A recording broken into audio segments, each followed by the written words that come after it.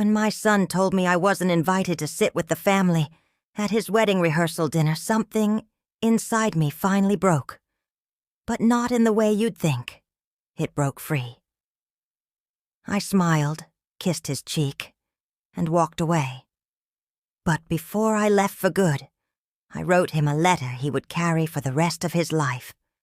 My name is Margaret, and for 43 years, I believed that love meant sacrifice, that being a good mother meant giving everything and asking for nothing. I raised my son Daniel alone from the time he was 6 years old. His father walked out on us without a word. No explanation, no goodbye, just gone. He left behind unpaid bills and a broken little boy who cried for his daddy every night. I worked 2 jobs to keep us afloat. During the day, I was a secretary at a law firm downtown. At night, I cleaned office buildings until my hands cracked and bled. I never complained. I never let Daniel see me cry. I wanted him to believe the world was safe, that he was loved, that everything would be okay. And for years it was. We were a team, just the 2 of us. He called me his best friend. I called him my reason for breathing. Daniel was brilliant. He got a full scholarship to college, then his MBA. I watched him grow into this confident, successful man, and my heart just swelled with pride. When he landed his first real job at a tech company, he called me crying happy tears. "We made it, Mom," he said. "Everything you did, it was worth it." Those words got me through everything. Then his father came back. Richard showed up at Daniel's office one afternoon, 15 years after bailing on us.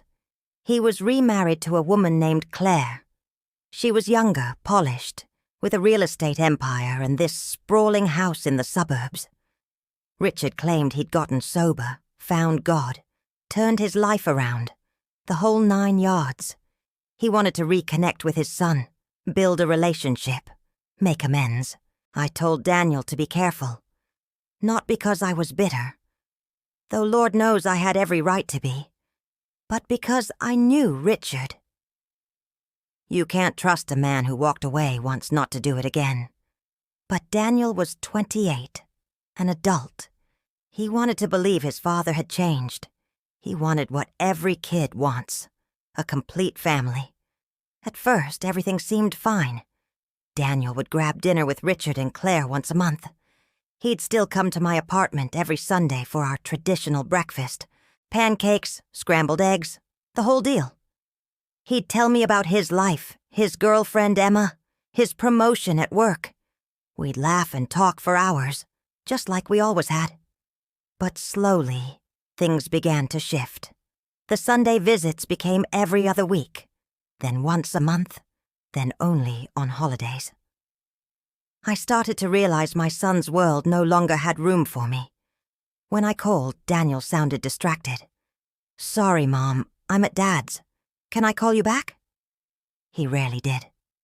My throat burned, but I smiled anyway. When I asked if something was wrong, he'd sigh and say I was being paranoid. "I'm just busy. You know how it is." I bit my tongue. Then came his engagement to Emma. I was over the moon. I loved Emma. She was sweet, smart, and she made Daniel laugh like a kid again. When he called to tell me the news, I cried happy tears. "I'm so proud of you, sweetheart," I said. "I can't wait to help with the wedding." But I wasn't asked to help. Claire took over everything. She planned the venue, the flowers, the caterer, you name it. When I offered to pay for the rehearsal dinner, a tradition I'd been saving for since Daniel was a boy, Claire brushed it off. "Oh, Margaret, that's so sweet, but we've already got it covered. Richard insists." I swallowed my hurt and said nothing. This was Daniel's day. I wouldn't make it about me. The wedding was set for June, on a Saturday afternoon in Claire's garden. I bought a new dress, pale blue with delicate lace. I even had my hair done at a salon for the first time in years. I wanted to look my best for my son's big day. I wanted him to be proud of me. The rehearsal dinner was the night before, at some upscale restaurant downtown. I arrived early, clutching the gift I'd brought for Daniel and Emma, a photo album I'd made by hand, filled with pictures of Daniel growing up. Every birthday, every school play, every milestone I'd documented. When I walked in, I saw Richard and Claire near the entrance, playing host. Daniel was beside them, laughing at something his father said. My heart squeezed, but I plastered on a smile and walked over. "Hi, sweetheart," I said, reaching for a hug. Daniel hugged me quick, barely looking at me. "Hey, Mom. Glad you could make it." Glad I could make it, like I was some distant cousin instead of the woman who raised him alone. Before I could respond, Claire stepped forward with this bright fake smile. "Margaret, you look lovely. The family table is all set. You'll be sitting over there." She pointed toward a table in the back corner, far from the main table where I could see Richard, Claire, and the wedding party. I blinked. "The family table?" "Yes, right over there with Emma's aunt and a few cousins." I could hardly breathe. "I don't understand," I said quietly, looking at Daniel. "I thought I'd be sitting with you." Daniel shifted uncomfortably. "Mom, it's just easier this way. Claire organized everything, and the seating is already done." "But I'm your mother." Claire's smile didn't waver. "Of course you are, Margaret. But this is a blended family now, and we want everyone to feel included. Everyone except me, apparently." I looked at my son, waiting for him to say something, to tell her this was wrong, to stand up for me. But he just looked away, his jaw tight. "Daniel," I said softly, "please." He met my eyes for one brief second. I saw guilt there, discomfort, but also resignation. "Mom, please don't make a scene. Just sit where Claire set up, okay? We'll talk later." Something inside me went very still, very cold. "Okay," I said. My voice sounded far away, even to me. "I understand." I sat at that back table through the entire dinner, surrounded by strangers, watching my son laugh and toast with his father and stepmother, watching Claire rest her hand on Daniel's shoulder like he was hers, watching Richard give this speech about being proud of his boy, conveniently leaving out the 15 years he was gone. Nobody mentioned me. Nobody thanked me. I might as well have been a stranger who wandered in by mistake. When dinner ended, I didn't say goodbye. I just left. I went home and cried until I couldn't breathe. Then I stopped crying. I sat down at my kitchen table, pulled out a pen and paper, and I wrote. I wrote for hours. I wrote everything I'd never said, every sacrifice, every late night, every moment I'd chosen him over myself. And then I wrote the truth he needed to hear. The next morning, the day of the wedding, I didn't go. I took the letter, sealed it in an envelope, and left it at Daniel's apartment. Then I turned off my phone, packed a bag, and drove to my sister's place 3 states away. The letter said this: "Daniel, by the time you read this, you'll realize I wasn't at your wedding. This decision didn't come from anger. It came from love.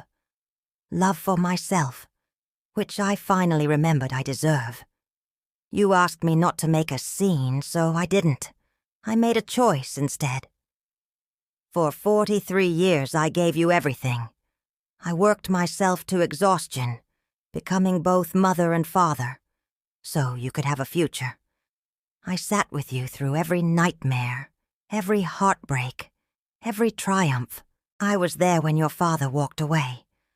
I made sure you never felt his absence. I never asked for gratitude, but I also never imagined I'd be erased. When you let Claire seat me away from you, when you couldn't even stand up for your own mother, I realized something. You didn't just replace me with your stepmother. You chose the version of family that was easier, shinier, less complicated. You chose the father who abandoned you over the mother who stayed. And that's your right. But it's also my right to choose myself.